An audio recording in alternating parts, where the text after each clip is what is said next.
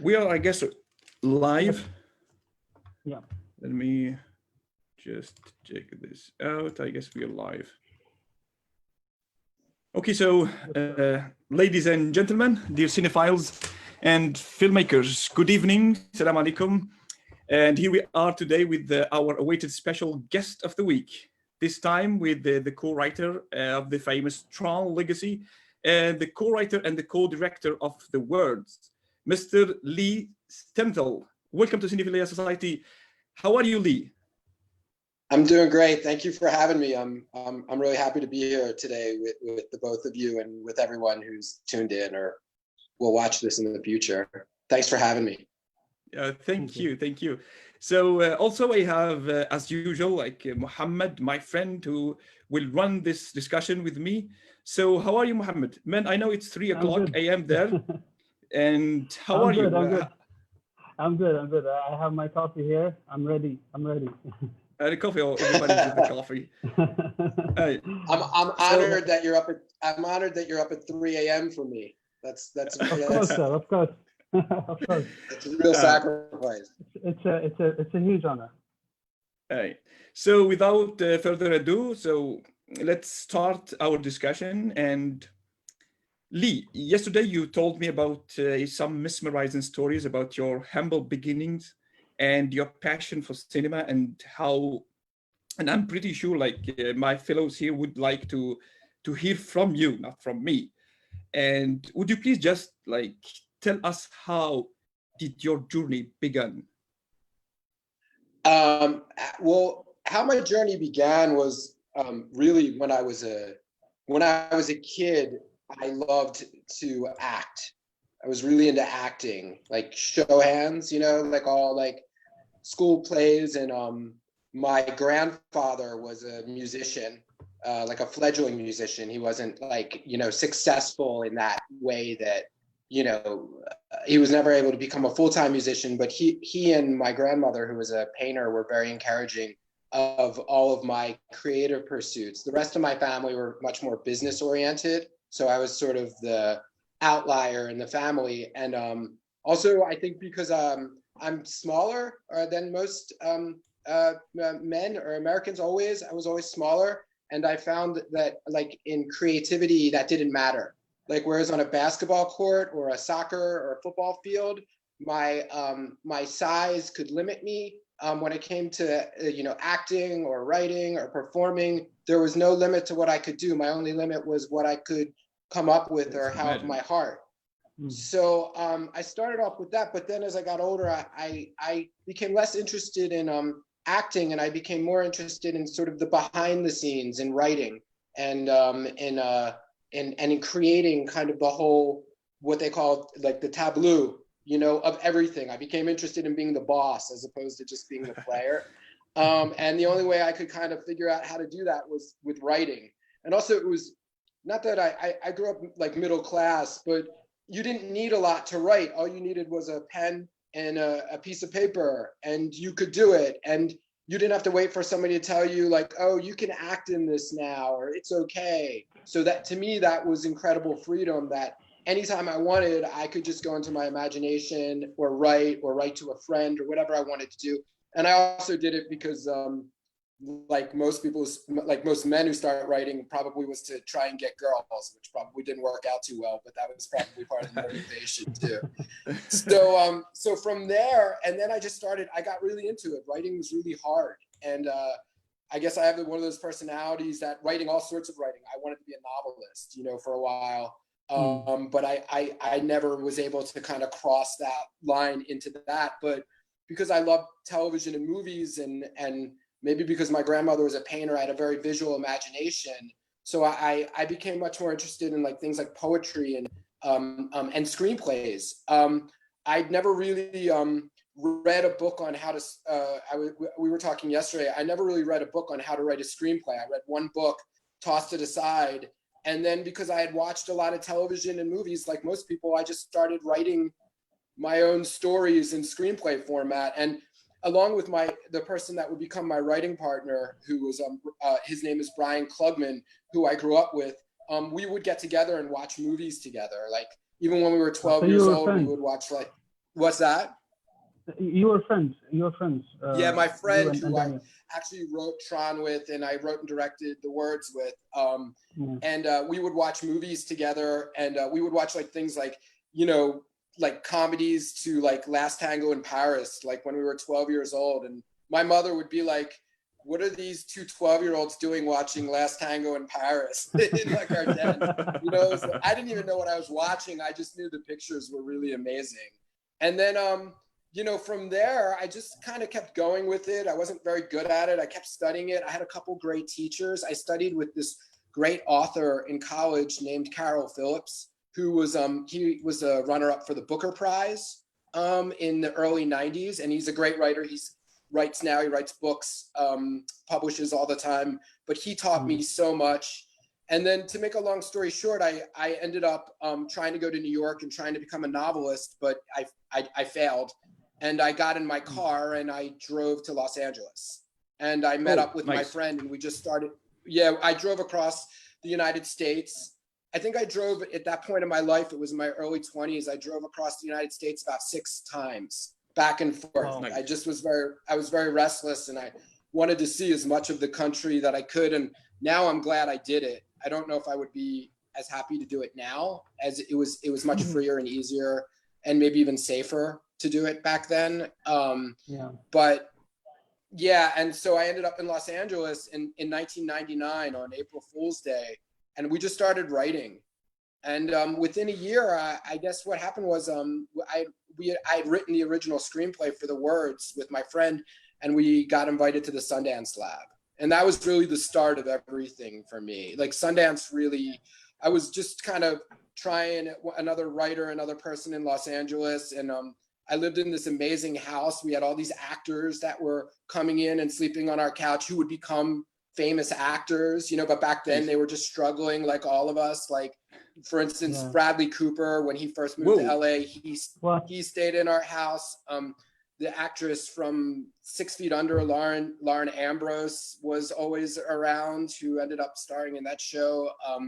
A whole bunch of people. I mean, but we were all just struggling artists living very poor and just trying to make our work. It was a really magical but very difficult time because we were so poor. And then I started to work, you know, and I had odd jobs the entire time.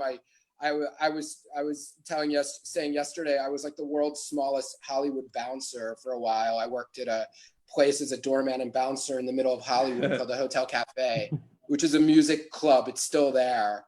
So like a lot of people, I just kind of put in my time. How does it feel like with a small guy working that job, like tender? Yeah, I didn't ever have to get into a fight until after I stopped working there.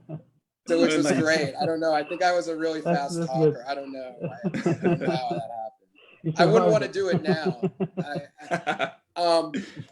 And so what happened is that after the Sundance Lab, I was on the blacklist, which is, I don't know if you guys are familiar with that. In Hollywood, there's this thing called the blacklist, and it's like a list of the best unmade screenplays in Hollywood.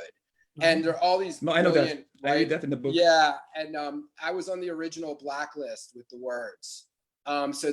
So even though I was struggling, and you know, there were long periods where I wasn't able to do anything, there were all these like little signs that kept me going. You know, that saying, "You're okay, keep going, don't give up." So while I was doing all that, then I eventually sold a script to Mel Gibson. About the first Queen of England. It was a real epic called Boudica. And I guess the kind of landmark thing about that is at the time, it was around 2004, Hollywood wasn't really making big epics starring women. So we weren't in the time we're in now. But so this was kind of the first really big movie that was about a woman that was going to star a woman. And for a while, Charlize Theron was supposed to play it. And you know, we could never get it. It would be great, you know. Charlize Theron acting like starring an epic movie about England. That would be epic movie, really. Yeah, and it's such an amazing story. If you go onto even Wikipedia and just look up Boudica or Boadicea and read about her, she nearly defeated the Roman Empire. and she burnt the original London to the ground. It's really an amazing story. She did some really medieval stuff. Like she cut, like after she razed London, she went in and she cut off all the breasts of the women and pinned them to their cheek. I mean, just amazing stuff. Once you start reading the history, it's wild. Wow. So that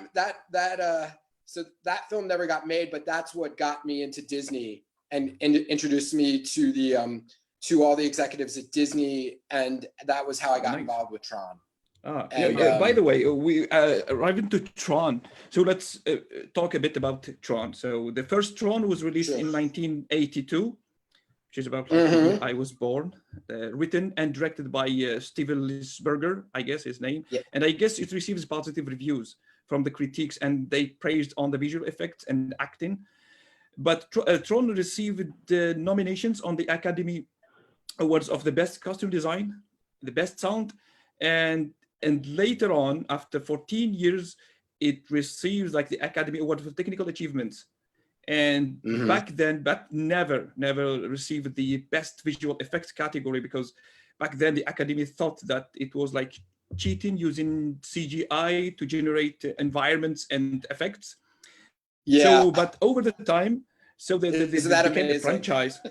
Yes, it's cool, really. And you hear that, it was like, wow.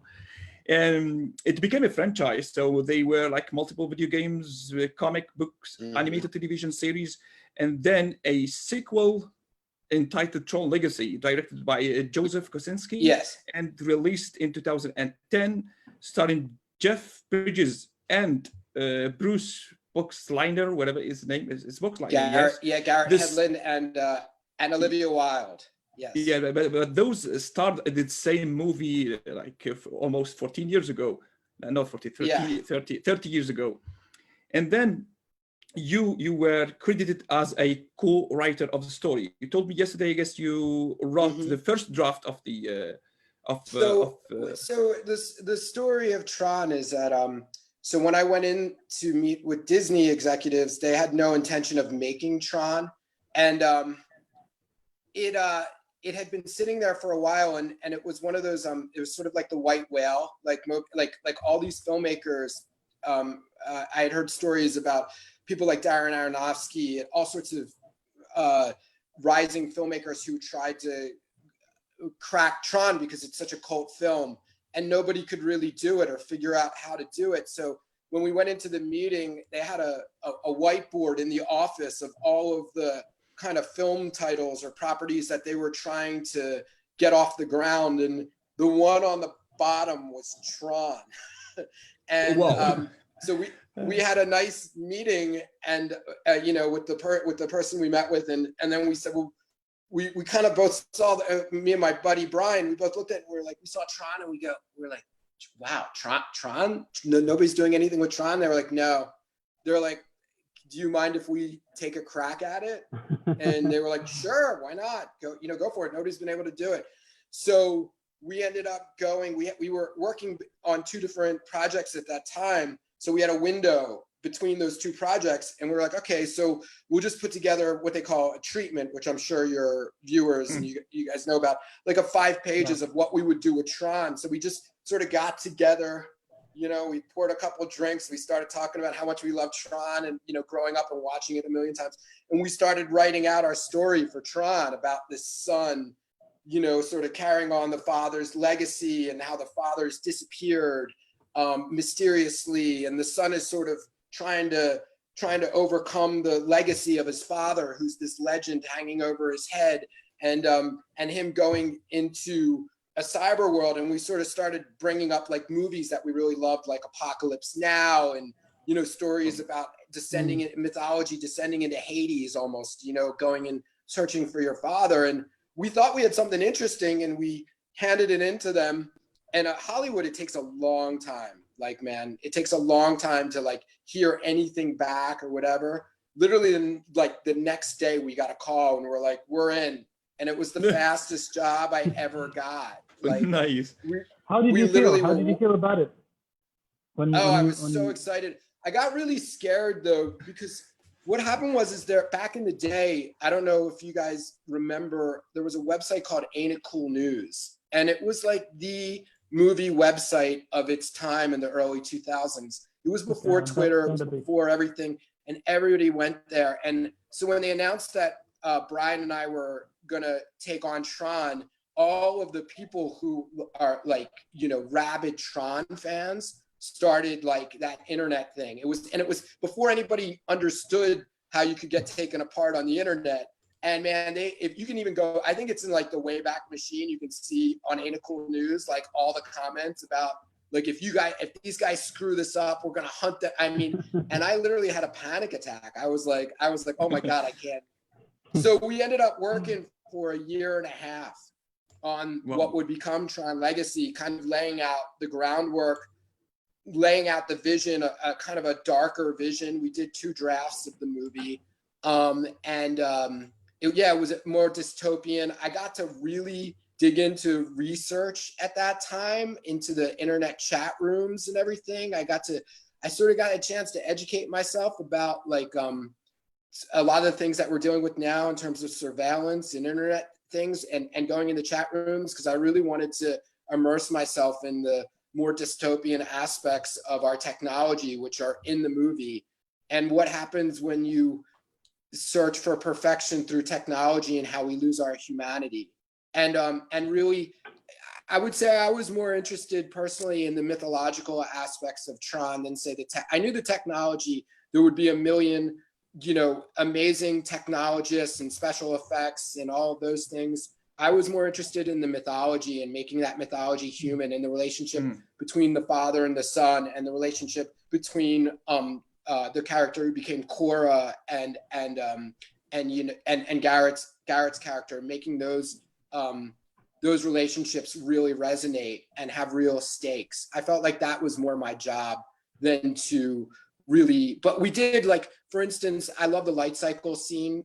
And one of the things that Brian and I did was that was something that we totally revamped the look and the feel of that light cycle scene. And in the original, it's all very 90 degrees and square. Yes. Those were the light cycles. And we sort of broke the barrier where you could go up on the ceilings and go around and kind of, so, you know, sort of updating those sorts of things. And yeah, but I guess in the first movie, it was just like a flat 2D thing, and there's like only walls.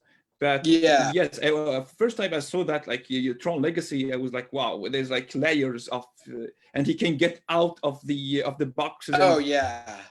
Yeah, we wanted to really like kind of update it for our time and also like look into the future. And I was saying yesterday in the pre-interview, one of the things that I'm happiest about in terms of my career and what I've been able to do, at least in public, is that the words and Tron Legacy, they were both made like 10 and 8 years ago. I mean, I'd love to make another movie. But I'm so glad that these 2 movies are continuing to be watched all over the world. They haven't faded away. And that I'm really, really proud of us, of Brian and me and everybody who's worked on those films, because that was definitely something that we didn't just want to be like an opening weekend. I wanted to be able to like be like, you know, if I have kids, to be able to show my kids forever, like work. a cult. Yeah, exactly. I guess so. That's the. You go ahead. Please, you go ahead, please. No, I said so. That was always the goal, more so than anything. You know, was to make work that lasts, that is enjoyed by generations. So that's been the goal, and that's what I did, and that's what I'm trying to do. Nice. So I guess I had a question that I guess you already answered it. It's about like the Tron was an action sci-fi and the fantasy movie. It was like dark and full of stylish neon lights, futuristic like digital realm, full of futuristic costumes and everything. But the heart of the movie, what was it about for you? I guess you just mentioned that it was. For me, it was about our relationship with technology, and how more and more we have this. We believe that we can achieve perfection through the outside, through technology, a perfect society, a perfect system, but our humanity is messy, and our but that messiness of our humanity, Makes the us fact that good. it doesn't fit into a box, it's not zeros and ones, is what makes Indeed. it beautiful. It's what creates a Van Gogh. It's what creates love. It's what, it's what created Mozart. It's what created, Indeed. Tupac Shakur, whatever your art or expression or thing that gives you the reason to live, whatever you're drawing from, that's from our humanity. And that's messy. That's a journey for each one of us. And the idea that we can suddenly create some sort of technology or it can make it faster or more efficient is going to somehow make us like perfect or solve all our problems is no. So to me, it was about exploring that question in a man, Kevin Flynn, and his creation Clue. That was really the center of it for me. And then his son's relationship to his father and what his father created, and trying to overcome the father. So those were really that's really what I focused on. So any idea about another sequel? I only hear what you all ideas. hear, and I'm not even. I heard that they had gotten close. I believe another one is going to be made. I would love for another one to be made. And if they ever wanted to talk to me about it, I'd be more than happy to talk to them about it. But we actually, Brian and I, when we originally conceived it, we had conceived 3 Tron movies. One was to take place on the grid. The second one was half on the grid and half in the real world. And the third one was the collapse of the 2 worlds. It was a collapse. It wasn't all in the real. It was that there was no difference anymore between the technological world and the so-called real world. Yes, that was that was our original vision for it. So we only got to 1 with it, but I'm really grateful that we got 1. Oh, that would be nice, really. So now it's Mohammed's turn to ask questions. So I hand things over to you, Mohammed. Okay. Lee, thank you so much for coming again. My question is about your debut as a director, your movie, The Words.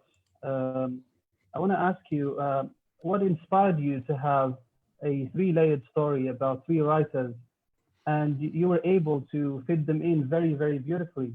And what inspired you to do that? And also, is the story derived from any actual experience? It's a 2-part question, both really good questions, which I really appreciate. So the story, what inspired to do a 3-part story, it was a completely organic process. And as a writer, I think that's really important. The story found the way to tell itself. And only by writing in a particular process can you actually undergo that sort of process and I really believe in that as a writer and as a photographer and as whatever creative or endeavor I'm doing. I really believe in allowing the process to take over and it telling you how to complete the vision that you've undertaken and allowing it to change. So the original, the way I can describe this is by describing the process. So the original impetus for the movie, which I've spoken about before, was that Brian and I were, my writing partner, were driving around and we were getting ready to shoot a short film, and we had hit a delay in it, and so we were just sitting and we were just kind of bullshitting and telling stories, and we started telling stories about great author stories. So and I always loved the book A Movable Feast by Ernest Hemingway, and in that book he tells the story of how his wife ended up losing this manuscript, and it was so soul crushing for him, and it took him a long time to start writing again. And so we started playing around with that idea. And what if you lost that book of stories and you never wrote again? And what if someone found it? And so through that, we kind of came up with this character that Jeremy Irons would end up playing called the Old Man, and him sitting down with a kid who had just published his first book on a park bench, because we thought it was simple and easy. And we both started playing around with the voice of this guy, and doing the voice and like, you know, and he's crabby and he's not what you expect and he's mysterious. Typical And Jeremy Irons voice, yeah. yes, exactly. I get. So yeah, we the ended cast up, was amazing. yeah, they were, I mean, and man, they were the best. I loved working with them. They were as good as people to work with as they were in the movie, which, you know, I feel so lucky to be able to say. So that actual scene of which became Bradley Cooper and Jeremy Irons on the park bench, in which Jeremy Irons confronts and serves as the crux of the movie, and where he also tells the backstory of how he came to write the book that is featured in The Words, which is about this lost book that he wrote. We wrote that in one night, and it largely, except for some minor modifications that Jeremy Irons made right before we shot those scenes, it largely remained the same. And I can tell you that I've never had that experience. As that was about 40 pages. It was the center of the movie. Wow. And I've never had an experience like that. I thought that that would happen all the time, where I sat down either by myself or with somebody else and wrote about 42 pages in one night, and then ended up not changing. Very similar to what happens to the young man when he finally sits down to write. It was just this, it was like as if these characters and the story itself were waiting to come out of me and my friend. And it was just a magical, I don't have another word for it. It's a cliched word. It was a magical moment. So then we have the center of the movie, and we have these two characters, and we're like, this is great. And we knew it was great. And we're like giving it to our friends who are actors, and they're like, this is great. So what happens? And we look at each other and we're like, we have no effing idea. And we're just sitting there and looking at each other. And we finally came up with the idea of telling the story of how the Rory Jansen, the character that Bradley Cooper would play, ended up acquiring the manuscript and why he published it. Now, you said, is this based on anything? I think there were two of us who wrote it, and I can only speak for me, but obviously I know my friend very well. We grew up together, and I can say that there were bits and pieces of Rory Jansen in both of us, whether they were ambitions that we had, failures that we experienced, or dreams that we wanted to achieve. In terms of the actual, I, for a while, lived in New York and was a failed novelist, and rang down doors and had people tell me, your work is too esoteric, it's too weird, it's too, and still do, it's too insular. So I knew what it was like to be, too, well, nobody ever accused me of that. but I understood those emotions, and I know Brian had a long career as an actor before he became and so he knew, we both knew what rejection was, and we knew what it was to strive and have the world look at you like you're crazy. So emotionally, we really felt we both understood that, and the challenges you have with a relationship, the challenges of expectations on you, hard conversations with your father. Like my dad gets such a kick out of that scene, the scene with J.K. Simmons. I mean, man, does he know that scene? You know, where he's just like, you know, you gotta, you know, accepting your limitations is part of becoming a man. You know, that's like real right there. You know, and J.K. plays that scene so beautifully, and he and Bradley played it so beautifully. It was written a little bit rougher, and they really brought a gentleness to it and an understanding and an empathy, which is the magic of when you take your words and you give them to great actors, and you're lucky enough to have they improvise, they add things.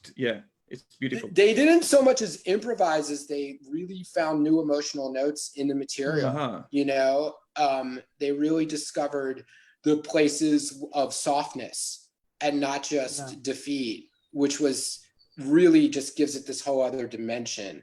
To see that come alive, you know, and so that was so we wrote that part, but as now the best part about this is I wish I had it, but I have a picture of a diagram that Brian and I made that we actually have in a frame of when we were writing the movie for what the plot would look like, because as we were going along, we felt there was something missing in between the two stories. We're like, this is great, but there's something missing.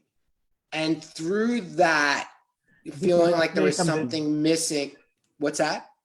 This is where Clay comes in. Yes. What if this isn't this book? Why is this book being told? And what if it's a confession? And what if it's a confession where what is he confessing to the actual crime of stealing a book, or is he confessing to a more spiritual bankruptcy, a bankruptcy in his life, a theft in his life? Maybe he stole from himself. Maybe the old man is just a character he created to speak to these failings in his relationships and the way he sold himself short, the way he cheated, and for what he felt like he can't get back. And so then you get into the question of like, is it a literal confession, or is it a more of a spiritual confession, or is it a little bit of both?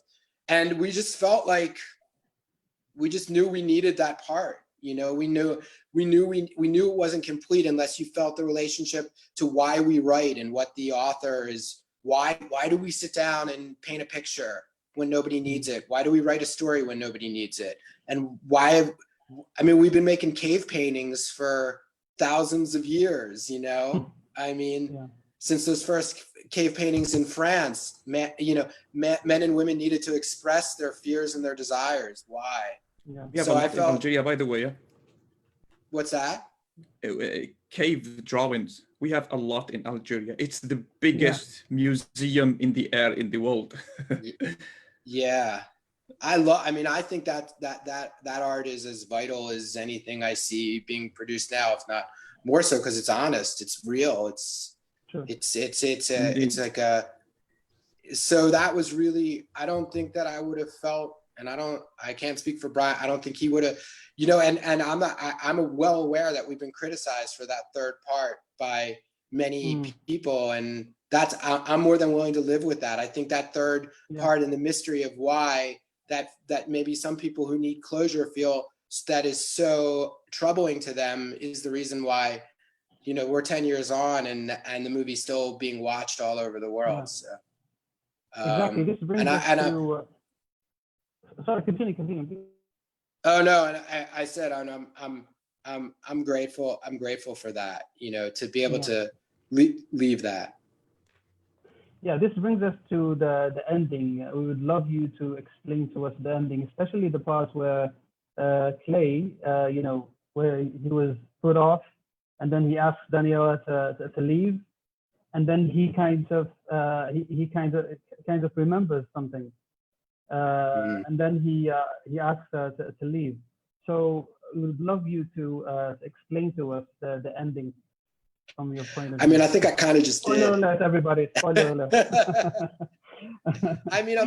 It's always one of these things of like, that ending was calibrated to leave it open so that the audience could be treated in a way that they could enter into the story if they chose to, and to draw. I really feel like I would be doing the audience a disservice if I explained to you, because also for me it changes. You know how like this expectation that an ending is an ending and it never changes, or the book has the story or the movie has the same meaning. Like there's so many books that I've read, like I'll just take one, The Catcher in the Rye by Jd Salinger. When you read it when you're 14 years old, it means one thing to you, but when you read it when you're like 40, it's going to mean something completely different to you. So for me to say the ending is this, I think what I can tell you about the ending is that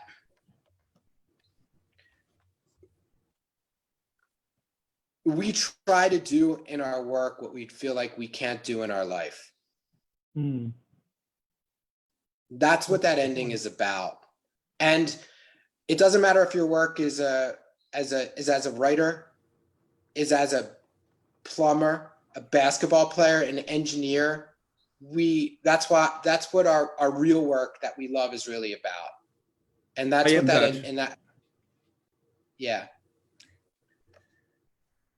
that's what it's about. It's about the honesty to see the gaps and to try to fill them in with the work, because you can't do it in life. That's what it's about. And I think if I said any more than that, I would be doing a disservice. It makes sense. It makes sense. So we move to Yunus now. He has some other questions about screenwriting, I guess. Sure. Go ahead. Oh, ahead, Jim. yes. Now I guess the most interesting part to filmmakers and screenwriters, I guess. So,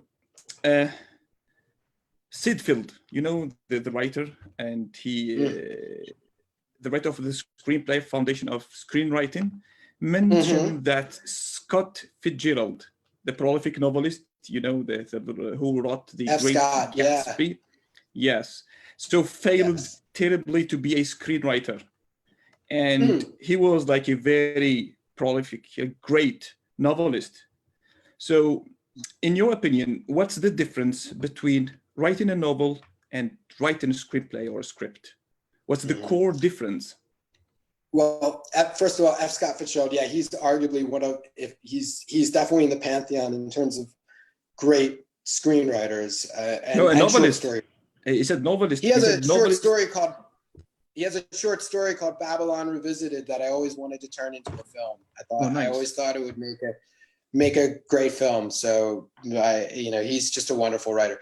What is the difference between a writer and a screen? Well, I mean, there's all different kinds of writers. It depends. I mean, if you're talking about a novelist and a screenwriter, a novel, you have the ability to capture the mind, the heart. You can set a whole novel like of me sitting here talking to you. You just have the ability to really, if you're talking about a modern novel, capture the way we think, the way we feel, and do it in real time. Whereas with a movie, you really can't do that. And not only can you do that in a novel, but it can be infinitely interesting. Whether it's James Joyce or Ernest Hemingway or Virginia Woolf or any of those great novelists or the novelists that are working now who are doing that. With a film, even if you're somebody like Ozu or Tarkovsky, you always have to acknowledge that film is a visual medium.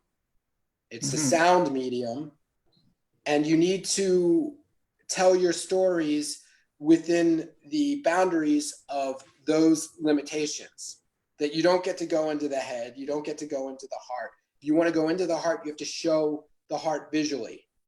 If you want to go into the head, you have to show what's happening in the head visually. It's a visual medium. So I teach, and the first piece of writing that my students inevitably give me when I ask them to write, I work in small blocks. I have this theory that if you can write a great 5-page scene, you can write a great movie, because all movie is 25-page scenes. Indeed. So I try to teach them how to write a great 5-page scene with a beginning, middle, and end, not necessarily in that order, that has movement and change. You start in one place and you end in another, you leave it and you go on to the next. When I get the first scene from my students, inevitably they give me 5 pages of straight up dialogue, people talking to each other like it's a play. There's there's almost no, 90% of the time, and there's almost no visual cues, very little. They don't think about the first shot, they don't think about the last shot, they don't think about the middle shot, what you're showing.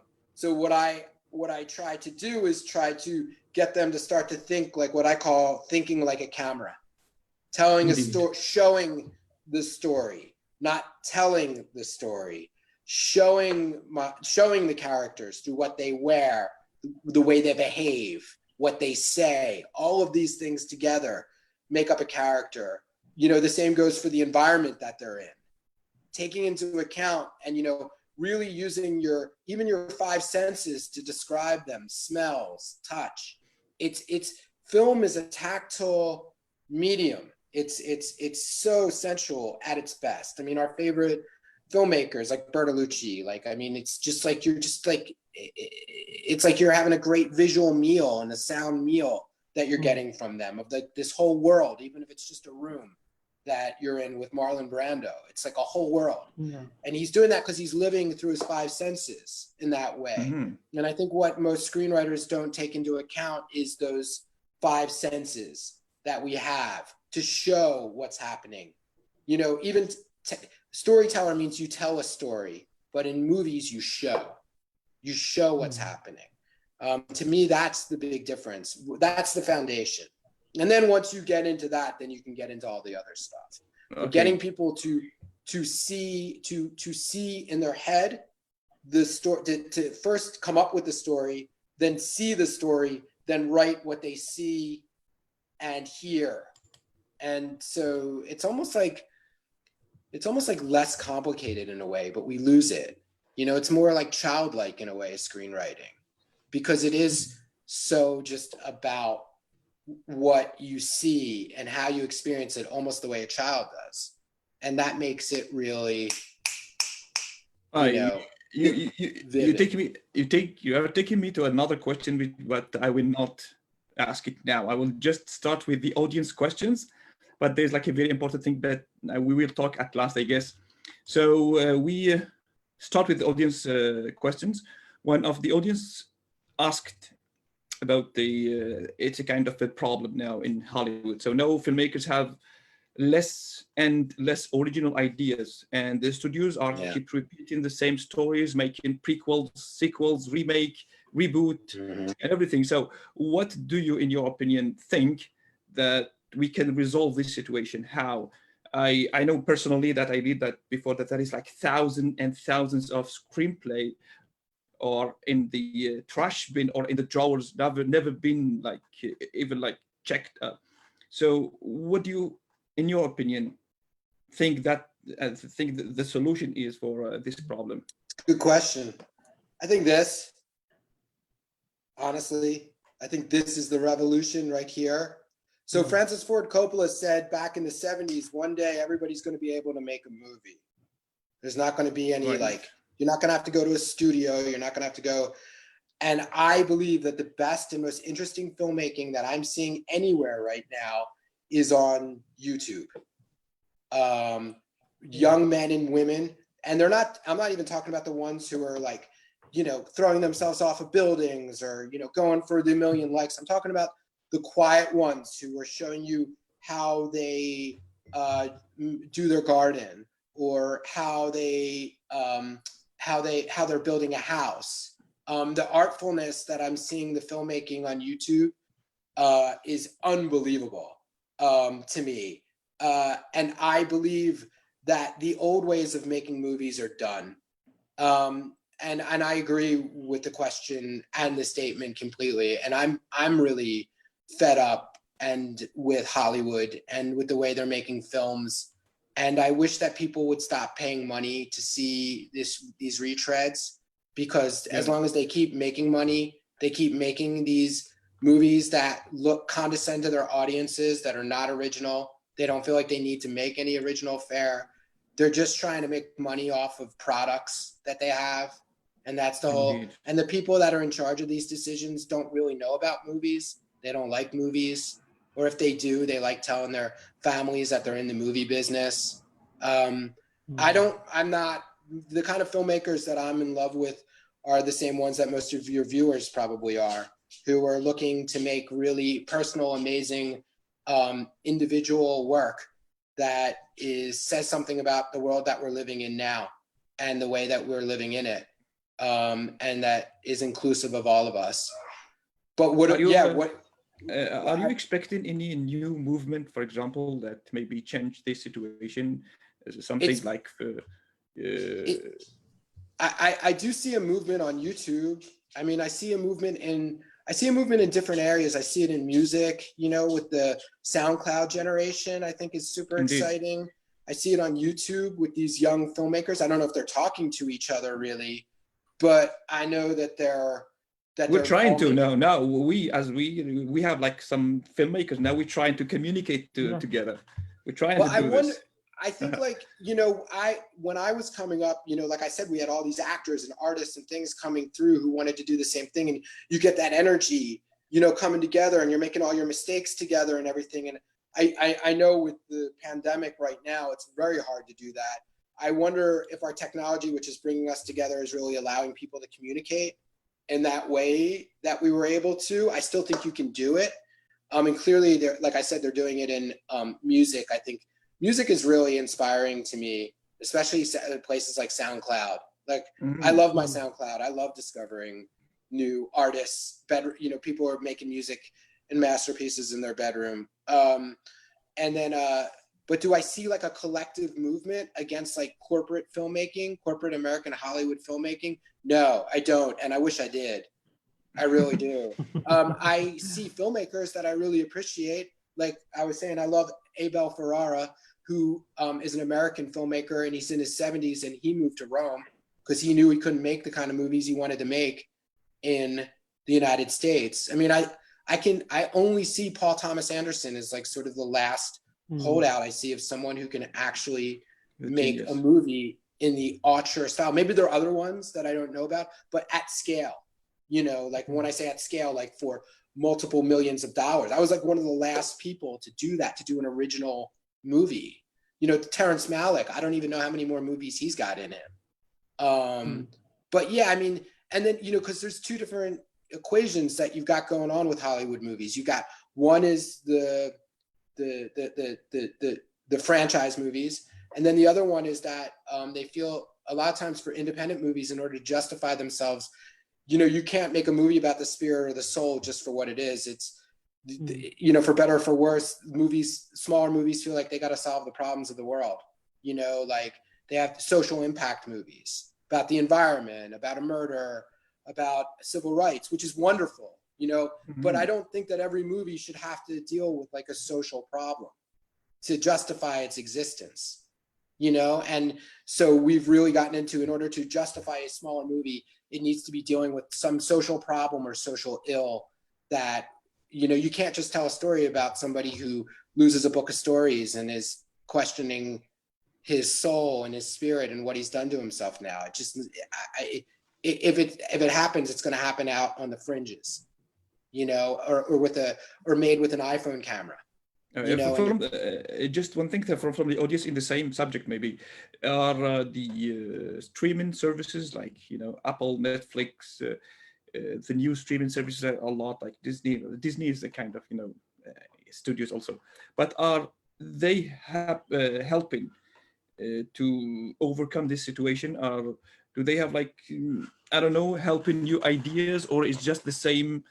Is the same thing like I don't see. I mean, if that exists, I've always felt that, especially in the United States, you know, we don't have any outreach for artists here the way they do in Europe, you know, where the government now, I wouldn't want the government's hand in telling anybody what they're supposed to produce, but we don't have any funding here. It's just pure straight up capitalism. So in the end, I mean, maybe Apple has a small fund, but I mean, how much money is Apple or these guys making? There's no mentorship here to help develop young filmmakers and their visions or their ideas. It's just like, do you have a good idea? Can we exploit it? Can we sell it? Well, does it meet our demographic numbers? Is it going to put profits in our margins so that our stock continues to climb? I mean, literally, if there's something else, it's the same system. I don't see. Indeed. I mean, maybe there's something that exists. I mean, I know that the studios, they have like young writers but there's no real money set aside to go into schools, communities, anywhere to help discover and also cultivate. Talent needs to be cultivated. Like I got to make one movie. I haven't gotten to make another movie. Like, you know, there's no system. There was no system that I could go into and say, hey, I have this idea and I'd love to like generate it and do it within the next 2 years. And like, you know, kind of like it's just the Wild West in terms of our cinema and the way we create. And that's why you're seeing so many of these franchise movies or movies that have to be about something, because everybody who's investing in them want to see a return on their investment, you know, and the filmmaking is suffering, I think, you know, because you're just getting the same kind of stories. The Wild West, indeed. It's the Wild West. You can just enter. But that's the downside. The other side of that is there is always the dialectic of the people who are making stuff on YouTube with their friends on their iPhone, who are always stirring the pot and are always going to press and are not going to play by the rules. And that is, I'm always getting inspired by that. Whether, Nice. you know, I don't see it as much in filmmaking as I wish I did, because the distribution is just so difficult now. So Indeed. that's my vibe on it. But I'm into it. I mean, you know, give me a call. If you have some ideas, I'm For sure. always down. Yeah. For sure. I'm trying now to, even with some people, to try to think about ideas for script writing and everything. So now I guess Mohammed have some other questions from the audience also. Yeah. There is a lot of questions from the audience, so we are just picking up the. Questions, yeah. So basically, this question is saying, how was your experience in co-writing, and do you recommend new screenwriters to do so? I mean, to start with the co-writing as a debut. The reason why my relationship with my co-writer worked for so long, we're still like brothers. I mean, that we always we don't work together any longer. We just naturally evolved out of that. We had different paths, which is wonderful too, because we've been able to like stay super close, and our families are super close. And part of that is that we grew up together. So he's almost like he's completely opposite of me in so many ways, but he's also like my brother, not by blood, because we've been through so much together. And it was really wonderful. To compare it, I always say, if you've ever been in a band, it was like being in a band, except instead of making albums or songs, we made screenplays and made movies and things like that. And every day we would get together and have like band practice in the garage. But instead of like practicing our songs, we would write scenes. So that's essentially what it was. Would I recommend it? Yeah. I mean, if you have, it's always fun to work with people. And just because you work with someone doesn't mean you can't do stuff on your own, you know? So, and sometimes you're greater in numbers. I found in a more practical sense, in traveling through Hollywood, especially in my younger years when I was first like sort of breaking in, it really helped to have somebody there to sort of keep you know, to travel through some really challenging ethical situations that you can run into in Hollywood in terms of business, and in terms of like, you know, what battles to fight when you're being asked to change things or do things that you don't want to do. And when you say no, it really helps to have someone who you really can trust, who has your back, and they know you have theirs. And then there's problems with it too when you're in a band, because, you know, you got to deal with all their personal problems and bullshit at times. And sometimes that's super heavy and stops you. So there's pluses and minuses to it. But like, you know, writing on your own is hard, because you're on your own and you're in a vacuum. And writing in a band can be really hard too. So they both have their pluses and minuses. I think it's a really individual thing. I'm really glad that I kind of evolved. I started off with my partner and then evolved into finding my own feet, and him finding his own feet on our own. And we did it very naturally and in a very supportive environment. So I love that guy, man. I love him like family, and man, no one knows what we went through except for us, really, you know? So that's beautiful. That's beautiful. I feel super, I feel a great guy. Yeah, he's a great dude. So super fortunate to have had that experience and share it with like one of my closest friends and grow up together. Yeah. And you know, one of the things we had in 2000, after we finished the words, we had a reading, and it was amazing because I have some photos from it, because it was like me and him, and then we had, you know, Bradley Cooper was sitting in the audience. He just moved to the LA, and that's when he said, I want to be in this movie. And the actor Gabriel Macht, who is on he was on a show called Suits, he played Rory in the reading. And we had all these like great actors, or people who would go on to become great actors, and they're just, you know, young and struggling, and just to have all those experiences, or it's I feel really grateful, you know, that I got to do that. Yeah, that's amazing. So moving, I guess to go ahead, Mohammed.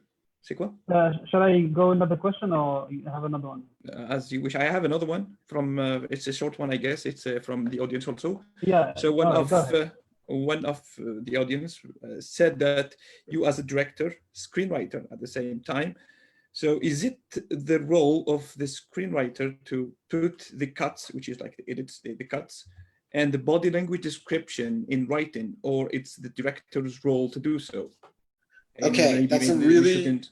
it's a really good question. So having done both, my feeling is that the description and telling the movie on a cut is the screenwriter's job, showing where the cuts are, where the scenes begin, where the scenes end. That is part of the craft of the storytelling that you're doing within a screenplay. So absolutely do that. What I would recommend screenwriters not do is stay away from camera movements unless you're absolutely 100% certain that you need to have that close up, you know, or you need to have that music. Those kinds of choices of like camera movements, music cues and things, those are the things that a director really wants to bring. That's how a director writes, you know. That's having a respect so that the director can bring you want to basically, as a screenwriter, my wife is a writer as well, and she actually, her background is in plays. And what she would say is that as a writer, you wanna drop acorns for the directors and the actors to be able to act upon. So you're really just trying to drop these juicy little acorns everywhere so that they can go. And my best advice to you would be, there's a couple places online where you can go and read scripts, like Drew Scriptorama, and pick out some scripts from movies that you love and go and read them and go and see how the screenwriter told the story. I recommend that in general.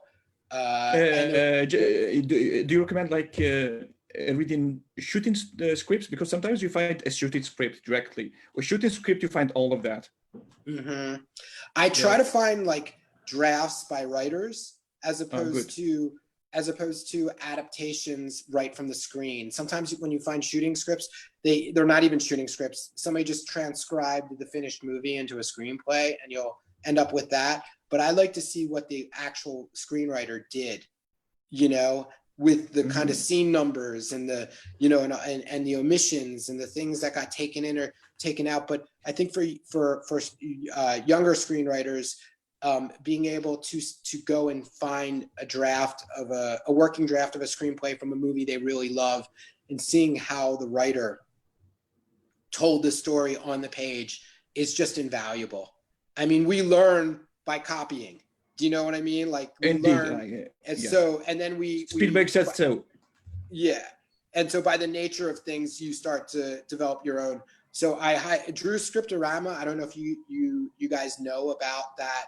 That was always. I know another site. I don't remember the name, but I can get all kind of sites. It's kind that's something. IMDb for the screen. Yeah, that's something scripts. For like on your Facebook page to have those like sort of resources for screenwriters, because that's the way we're just links on a chain, you know, in terms of I love one of the biggest influences for screenplays to me is Midnight Cowboy, which I think is one of the great screenplays ever written. I don't know if everyone has seen it, but if you haven't, you should. It's definitely a movie of its era in the late 60s. It's with Dustin Hoffman and Jon Voight, and they're both unbelievable. It's a nice movie, by the way. Yeah, it's the screenwriter Waldo Salt, and he was just so unbelievable, and the story behind how he wrote it and is incredible. But it's such an incredible and heartfelt screenplay, and it has everything in it, and it's just about friendship. And I think it's just the one of the great screenplays of all time. Lawrence of Arabia is an incredible screenplay. Oh yes, I mean, incredible. I guess Mohammed also has another question, and we. Yeah. Shall we finish with this one, or? I don't know about Lee. Do you still have? I have time. Minutes? We can. Oh, nice. Let's go. I'm enjoying myself, man. We too. We are all enjoying. If you guys want to stick around for a couple minutes, I'm here for. Yeah, sure, definitely. All right, cool. We'd love to. So my question is, it's actually not my question. It's from the audience. So when adopting a screenplay from a novel, true event, or a play, to what extent can the screenwriter edit edit the screenplay? I mean, the storyline. How far can he go? As far as you want. The novel. I worked on a film for a long time, a Western that I loved. And it was epic adapting it. It was an amazing experience. It taught me so much. But I would say, I think Truffaut said that, like, he always liked to have bad books to make into movies, because he didn't have to be if you gave him a really good book, he'd have to be super respectful towards it. And he wanted to treat the material with total disrespect in order to get the most out of it. To be the most respectful, you have to be completely disrespectful to it. So my answer in general is, you can, as long as you have a vision for what you want, you as the screenwriter, it's your responsibility to change the novel, because the novel is the novel, and a screenplay is and a movie are they're completely different mediums. So I think it's being selective and understanding what's going to work from that book as a movie and what's not going to, and at the same time keeping the spirit of what you loved about the book. So yeah, I know that's kind of vague, but what I would say is, like, yeah, definitely change whatever you add, characters, combine characters, cut out scenes. Is there any licenses do you get before adapting in terms of anything? rights and everything? Is there any like memorandum of I don't know? Do you have like rules, or it's just like you adapt? Well, every book is so different, So it would, you would, if you can't really make rules about, like, if every book were the same, you could say these are the rules to adapt a book. But every book, some books are in first person, some books are in third person, some books are in second person, some books are told in the past, some books are looking towards the future. I mean, so you've got all these dynamics. I mean, my one rule is understand what the story is that makes you need and want to tell that story to adapt that book. If you're going to take on somebody else's book and not do your own, understand before you start why you want to do it and why you need to do it. And that's your anchor. I love to have anchors. I love to have, like, points of reference, so that once I inevitably end up in the chaotic storm of trying to work my way through it, I have these anchors I can say I can look to. Like with The Words, it was like the filmmaker Jason Reitman. He's a friend of Brian and me. And before we made the film, he said, "Don't forget, this movie is about the words." And it seemed, it was like a Zen sort of, like, yeah, I know, dude. No, I mean, it was like, no, it's about the words. Make sure the words in that book. And that was like, and then I was like, okay. And that was like an anchor, so that if I felt like I was lost, I knew. And it's the same with adapting a book or writing, is like, make sure you know why, and do that work before. And you might discover it in the process, but have a good idea going into it why you need to tell that story of that book. Like this book that I was doing, that was a Western. It was about a father figure and a 14-year-old boy, and about the cycle of violence that men pass down to boys unknowingly and not by choice, and how it's almost like a sickness, the cycle of violence. And I was really invested in that idea of showing the cycle, particularly in the culture I'm a part of, which is American culture, and that violence and the generation of it, and can that cycle be broken, and the cost of it. And that was why I wanted to. And one of the reasons why the movie didn't get made is I went into a Hollywood producer who loved the book and loved the screenplay and loved the story, and we were working together on it. And he wanted to make the ending nice. And he's won Academy Awards, a producer, and I just felt like I wouldn't be doing the story justice if I changed it and made it nice for like his brand, And that was, I'm not a hero for doing that. I'm probably stupid, but so one last question is in a nutshell, Lee, what's your advice for new scriptwriters or people who want to be scriptwriters? Golden, some like golden advices. What we need to do, for example. Let me think. My golden advice for screenwriters. Okay, here it is. I have two pieces of advice. One, either get into an acting class or make friends with actors. Because one, you need to experience what it's like to be an actor, the people that would be saying your words. And number two, you never know. You always need actors around, and you never know, they might get famous and be able to finance your movie that you did. So that's number one. Don't be a person in your room. Go out and pursue it.